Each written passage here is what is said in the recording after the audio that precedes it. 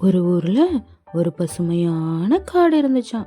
அந்த காட்டில் எல்லா விலங்குகளும் பறவைகளும் சந்தோஷமாக இருந்ததாம். ஆனால் இந்த சிங்கராஜாவுக்கு மட்டும் ஒரே கவலை. நான் எவ்வளோ ஸ்ட்ராங்கானவன், ஆனால் என்னை பார்த்து எல்லாரும் பயப்படுறாங்க. நான் ஸ்ட்ராங் தான், இருந்தாலும் நான் எவ்வளோ கைண்டாக இருப்பேன் தெரியுமா? யாருமே என்னை நம்ப மாட்டேங்கிறாங்களே. எனக்கு எல்லாரு கூடயும் நண்பர்களாக இருக்கணும், எல்லாருமே நண்பர்களாக இருக்கணும்னு ஆசையாக இருக்குது. ஆனால் யாரும் என்னை நம்பவே மாட்டேங்கிறாங்க அப்படின்னு கவலைப்பட்டுட்டு இருந்துச்சாம். அப்போ ஒரு முயல் வந்து, சிங்கராஜா, நான் உங்களை நம்புகிறேன், நீங்கள் ரொம்ப நல்லவர்னு எனக்கு தெரியும். யார் நம்புகிறாங்களோ இல்லையோ, நான் உங்களை நம்புகிறேன் அப்படி சொல்லிட்டு இருந்துச்சான். அப்போ பார்த்து திடீர்னு ஒரு மான் ஒரு குழியில் போய் விழுந்துருச்சான். எல்லா மிருகங்களும் பயந்துருச்சான். அச்சோ, இந்த மானை எப்படி காப்பாத்துறதுன்னு எல்லாரும் யோசிச்சுட்டு இருந்தாங்களாம்.